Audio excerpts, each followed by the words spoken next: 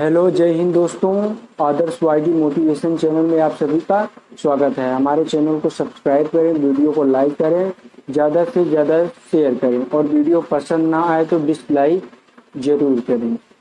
तो आइए आज हम लोग जानते हैं कि भूगोल क्या है, इसकी परिभाषाएं क्या हैं, इसमें क्या क्या पढ़ा जाता है। तो सबसे पहले हम लोग ये जानते हैं कि भूगोल शब्द कितने शब्दों के मेल से बना हुआ है। तो भूगोल शब्द जो है वो दो शब्दों के मेल से बना हुआ है और वो दो शब्द कौन कौन से हैं? भू प्लस गोल, जिसमें भू का अर्थ होता है पृथ्वी और गोल का अर्थ होता है गोलाकार। यानी जो हमारी पृथ्वी है कैसी है? गोलाकार की है। लेकिन क्या वास्तव में पृथ्वी का आकार गोला है? नहीं, वास्तव में पृथ्वी का आकार गोला नहीं है। तो फिर पृथ्वी का आकार कैसा है?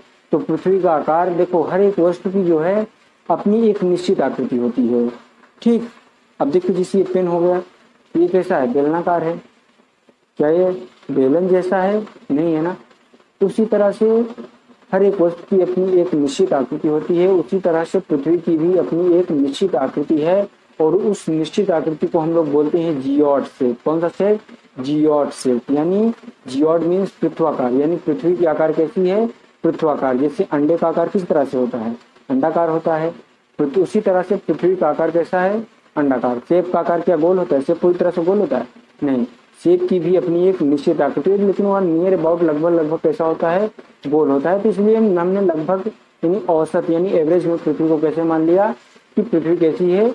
गोला। अंग्रेजी भाषा में भूगोल को जियोग्राफी कहते हैं और जियोग्राफी भी दो शब्दों के मेल से बना हुआ है, जियो एंड ग्राफी, जिसमें जियो का अर्थ होता है पृथ्वी यानी earth and graphy means to describe, यानी डिस्क्राइब अबाउट द अर्थ, यानी पृथ्वी का वर्णन करना। यानी जियोग्राफी एक यूनानी शब्द है। जियोग्राफी एक यूनानी शब्द, यानी जियोग्राफी जो शब्द दिया था एक यूनानियों के द्वारा है। यानी देखो उसमें जो यूनानी लोग थे वो भूगोल, इतिहास ये सब जानने के लिए बहुत सारे उत्सुक होते थे। ठीक है, तो यही आगे चल के हम लोग जानेंगे भी। अब हम लोग ये जानेंगे कि भूगोल में क्या क्या पढ़ा जाएगा, यानी भूगोल में क्या पढ़ा जाता है। क्या पढ़ा जाता है? देखो, भूगोल में हम उन्हीं बातों का अध्ययन करेंगे जिसका मानव जीवन से, यानी जो हम लोग हो गए मानव जीवन से प्रत्यक्ष या अप्रत्यक्ष रूप से हम मानव जीवन को क्या करें? प्रभावित करें। उन्हीं चीजों को हम लोग भूगोल के अंतर्गत पढ़ेंगे। दूसरी बात अगर देखा जाए तो उसमें हम तथ्यों का विश्लेषण एवं वर्णन अध्ययन करते हैं, यानी तथ्यों का हम लोग विश्लेषण करेंगे। उसका जिस तरह से बिना साक्ष्य की कोई भी घटना इतिहास में नहीं होती, उसी तरह से भूगोल में भी जब तक तथ्यों का विश्लेषण नहीं किया जाएगा वो भूगोल के अंतर्गत नहीं रखी। यानी हर एक भूगोल के अंतर्गत जो भी चीजें रखी जाएंगी उसका हमारा एक साबुत होगा, यानी हम उसका विश्लेषण कर सकते हैं, उसका एनालिसिस कर सकते हैं। अब हम लोग जानेंगे कि भूगोल का विकास तथा इसको प्राथमिक स्तर पर पहुंचाने का श्रेय किसे जाता है। तो भूगोल का विकास जो है कहाँ हुआ था? भारत में हुआ था और इसको प्राथमिक स्तर पर पहुंचाने का श्रेय यूनानियों को जाता है, जो कि वर्तमान में ग्रीस देश में है। अब यहाँ पर एक ये बात ये होती है कि ये सर ये प्राथमिक स्तर पर पहुंचाने का श्रेय मतलब प्राथमिक स्तर पर पहुंचाने का श्रेय मतलब ये हुआ कि भूगोल को एक सब्जेक्ट के रूप में पढ़ा जाए। दोनों मत एक से नहीं है, अतः इन विद्वानों ने अपने काल व विषय क्षेत्र के आधार पर भूगोल को परिभाषित किया है। अतः भूगोल की परिभाषा क्या हुई है? समय के अनुसार परिवर्तित होती रही है, जिनमें से कुछ परिभाषाएं यहाँ पर हमने ट्रिक के साथ संजोया है और वो ट्रिक है STBI²H। क्या है?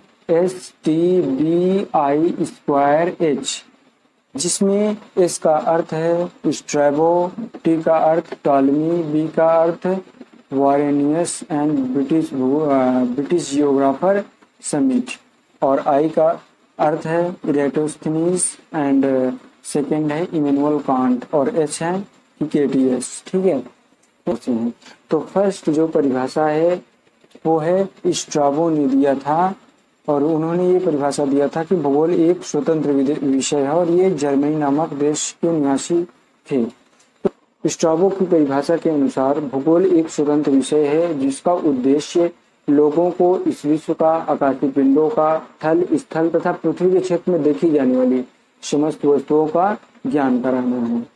दूसरी परिभाषा है टॉलमी की। दूसरी परिभाषा है टॉलमी। टॉलमी ये इन्होंने बताया था कि भूगोल आभामय विज्ञान है और ये मिस्र नामक देश के निवासी थे। तो टॉलमी के अनुसार भूगोल एक आभामय विज्ञान है जो पृथ्वी की झलक स्वर्ग से देखता है। अब तीसरी परिभाषा हम लोग जानेंगे वर्नाई वारेनियस के अनुसार तथा ब्रिटिश जियोग्राफर समिट के अनुसार। वर्नाई वारेनियस एंड ब्रिटिश जियोग्राफर समिट के अनुसार वर्नाई वारेनियस जो थे, ये वर्नाई वारेनियस जर्मनी के थे। इन्होंने बताया कि पृथ्वी की सतह का अध्ययन करेंगे। ब्रिटिश जियोग्राफर समिट के अनुसार भी पृथ्वी की सतह का ये अध्ययन करेंगे, लेकिन क्षेत्रीय विविधीकरण के अनुसार करेंगे। ब्रिटिश जियोग्राफर समिट का जो संस्थान था ये ब्रिटेन में है और वारेनियस जर्मनी के थे।